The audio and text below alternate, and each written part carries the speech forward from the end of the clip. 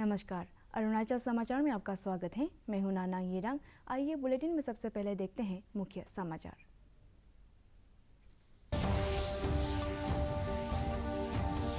APPSC paper leak मामले पर कुछ संगठनों द्वारा 10 मई के सुबह 5 बजे से बुलाए गए 72 घंटे के ईटानगर राजधानी क्षेत्र बंद से जनजीवन प्रभावित। ईटानगर के जिला उपायुक्त तालो पोतोम ने कहा, बंद की अवधि तक धारा 144 रहेगी लागू, लेकिन इंटरनेट सेवाएं कल शाम से की जाएगी बहाल। आज राष्ट्रीय प्रौद्योगिकी दिवस है। नई दिल्ली में आयोजित कार्यक्रम में प्रधानमंत्री नरेंद्र मोदी ने 5,800 करोड़ रुपए से अधिक की परियोजनाओं का किया शिलान्यास। कहा, ऑनलाइन जन प्रमाण पत्र, ई पाठशाला, ई संजीवनी सहित प्रौद्योगिकी ने समाज में किया है नई ऊर्जा का संचार। ट्रिम्स नाहरलगुन के एमबीबीएस फर्स्ट बैच का रिजल्ट रहा 100%। मुख्यमंत्री पेमा खांडू ने ट्रिम्स के फैकल्टी और एमबीबीएस के फर्स्ट बैच के छात्रों को शुभकामनाएं देते हुए कहा, ये छात्रों के लिए स्वर्णिम शुरुआत के साथ ही संस्थान के लिए भी बड़ी उपलब्धि है।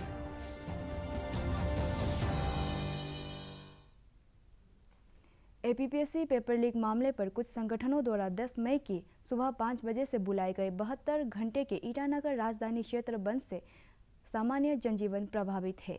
अभी तक बंद शांतिपूर्ण रहा और कहीं से भी अप्रिय घटना की खबर नहीं है।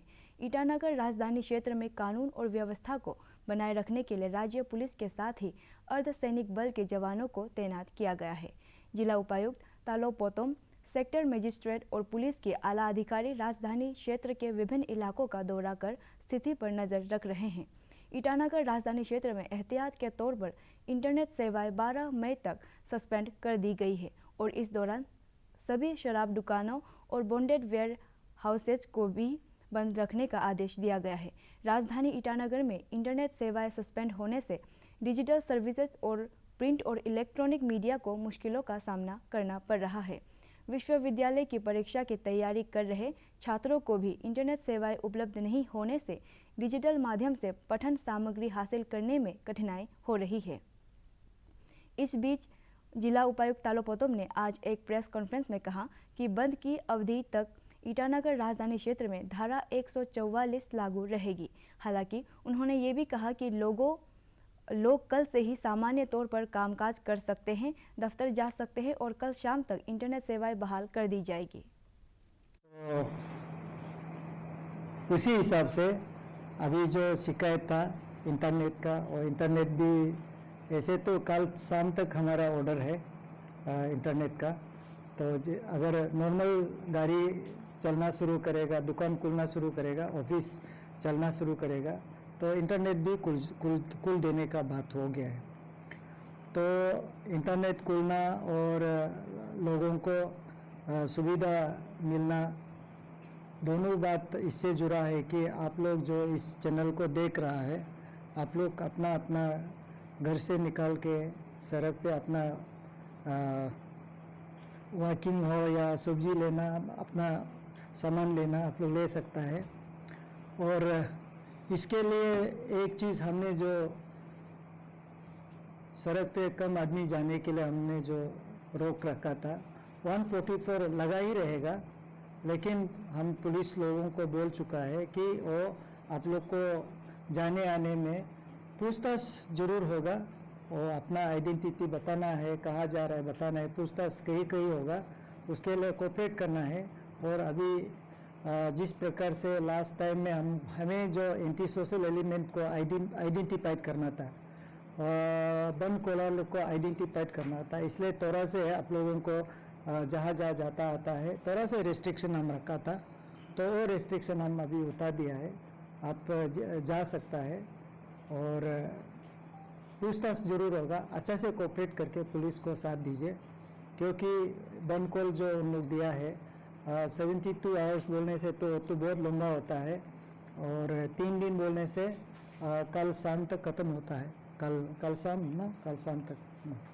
तो इसलिए आप लोगों को आप लोग आना जाना, ऑफिस जाना, दुकान जाना, आप लोग आराम से जा सकता है। पुलिस लोग आप लोग को कोऑपरेट करेगा और आप भी कोऑपरेट कीजिए, इसी के लिए ये इम्पोर्टेंट है। प्रधानमंत्री नरेंद्र मोदी ने राष्ट्रीय प्रौद्योगिकी दिवस के अवसर पर 5,800 करोड़ रुपए से अधिक की परियोजनाओं का शिलान्यास किया। प्रधानमंत्री ने इस मौके पर नई दिल्ली में एक कार्यक्रम का भी उद्घाटन किया। राष्ट्रीय प्रौद्योगिकी दिवस के इस अवसर के समारोह में अटल इनोवेशन मिशन पर विशेष ध्यान दिया गया है।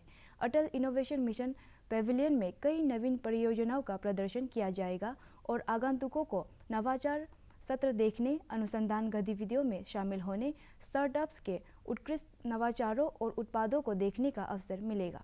अपने संबोधन में प्रधानमंत्री ने कहा कि प्रौद्योगिकी ने समाज में नई ऊर्जा का संचार किया है। ऑनलाइन जन्म प्रमाण पत्र, शिक्षा के लिए ई पाठशाला, चिकित्सा पहुंच के लिए ई संजीवनी से लेकर वृद्धों के लिए जीवन प्रमाण पत्र तक जीवन की महत्वपूर्ण घटनाओं के लिए तकनीकी ने समाधान पेश किया है। प्रधानमंत्री ने कहा कि एक समय था जब क्रेडिट और डेबिट कार्ड स्टेटस सिंबल हुआ करते थे, पर अब भारत का यूपीआई अपनी सिंप्लिसिटी के वजह से न्यू नॉर्मल हो गया है। उन्होंने कहा कि 60% अटल टिंकरिंग लैब्स सरकारी और ग्रामीण स्कूलों में है और इससे साइंस, टेक्नोलॉजी, इनोवेशन और इक्यूवेशन को बढ़ावा मिल रहा है। हम आजादी के अमृतकाल के शुरुआती महीनों में हैं। हमारे सामने 2047 के स्पष्ट लक्ष्य हैं। हमें देश को विकसित बनाना है, हमें देश को आत्मनिर्भर बनाना है। भारत की इकोनॉमिक ग्रोथ हो, सस्टेनेबल डेवलपमेंट गोल हो या फिर इनोवेशन के लिए एक इंक्लूसिव इकोसिस्टम का निर्माण करना हो, टेक्नोलॉजी कदम कदम पर हमारे लिए जरूरी है। और इसलिए आज भारत एक नई सोच के साथ 360 डिग्री होलिस्टिक अप्रोच के साथ इस क्षेत्र में आगे बढ़ रहा है। भारत टेक्नोलॉजी को अपना दबदबा कायम करने का माध्यम नहीं, बल्कि देश की प्रगति को गति देने का एक टूल मानता है। और मुझे ये देखकर बहुत अच्छा लगा कि इस बार की theme school to startups igniting young minds to innovate ये रखा गया है। आजादी के इस अमृतकाल में भारत का भविष्य हमारी आज की युवा पीढ़ी, हमारे आज के स्टूडेंट्स ही तय करेंगे। आज की इस युवा पीढ़ी के पास नए सपने हैं, नए संकल्प है, उनकी ऊर्जा, उनका जोश, उनका उत्साह ये भारत की बहुत बड़ी ताकत है। कुछ साल पहले शुरू की गई अटल टिंकरिंग लैब्स ATL आज देश की इनोवेशन नर्सरी बन रही है। आज देश के 35 राज्यों में 700 जिलों में 10,000 से ज्यादा अटल टिंकरिंग लैब्स बनाई जा चुकी है।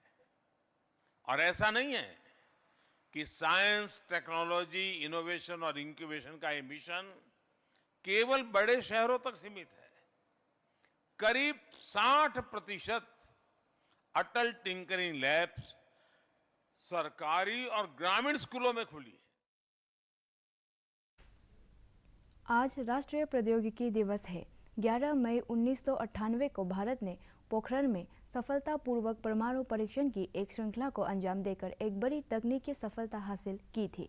इस दिन पहले स्वदेशी विमान हंसा 3 का परीक्षण किया गया था।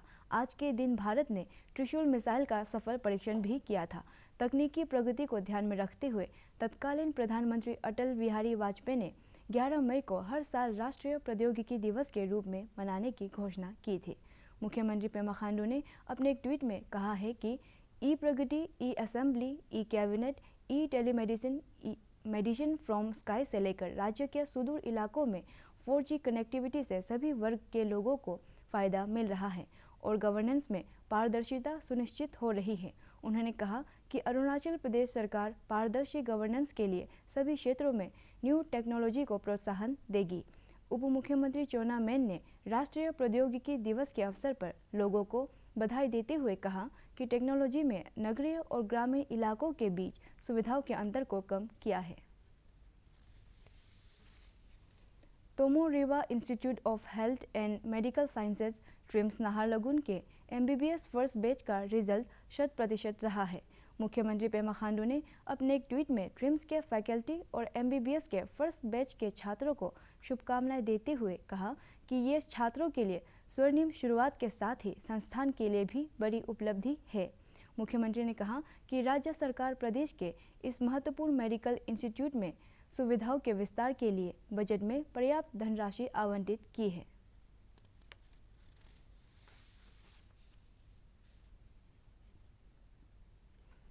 प्रधानमंत्री नरेंद्र मोदी ने कहा है कि देश स्वास्थ्य सुविधा के क्षेत्र में परिवर्तन के दौर से गुजर रहा है। प्रधानमंत्री बुधवार को राजस्थान में आबू रोड पर ब्रह्म कुमारियों के शांतिवन परिसर में सुपर स्पेशलिटी ग्लोबल चैरिटेबल अस्पताल शिवमनी ओल्ड एज होम के दूसरे चरण और नर्सिंग कॉलेज के विस्तार की आधारशिला रखने के बाद एक समारोह को संबोधित कर रहे थे। प्रधानमंत्री ने कहा कि पिछले 9 वर्षों में देश के हर आदमी ने महसूस किया है कि अस्पताल उनके लिए भी उपलब्ध है और आयुष्मान योजना ने इसमें महत्वपूर्ण भूमिका निभाई है। देश के 4 करोड़ निर्धन लोगों ने इस योजना का लाभ उठाया है।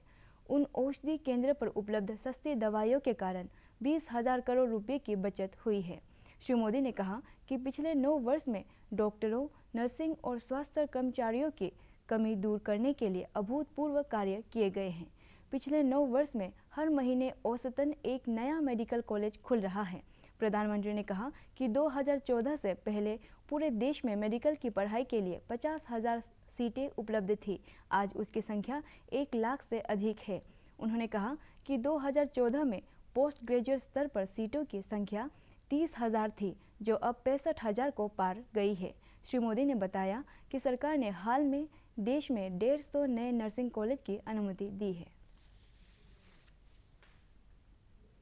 केंद्रीय स्वास्थ्य मंत्रालय की भारतीय चिकित्सा अनुसंधान परिषद ICMR ने बुधवार को नई दिल्ली में अपनी आई ड्रोन पहल के तहत ड्रोन से ब्लड बैंक डिलीवरी का सफलतापूर्वक परीक्षण किया। उद्घाटन परीक्षण उड़ान में government institute of medical sciences greater Noida और लेडी हार्डिंग मेडिकल कॉलेज नई दिल्ली से 10 यूनिट रक्त के नमूने लिए। ICMR के महानिदेशक डॉक्टर राजीव बहल ने सफल परीक्षण के महत्व पर प्रकाश डालते हुए कहा कि प्रौद्योगिकी को बढ़ाने से धीरे धीरे भारत को विकसित राष्ट्र बनने की ओर मदद मिल रही है।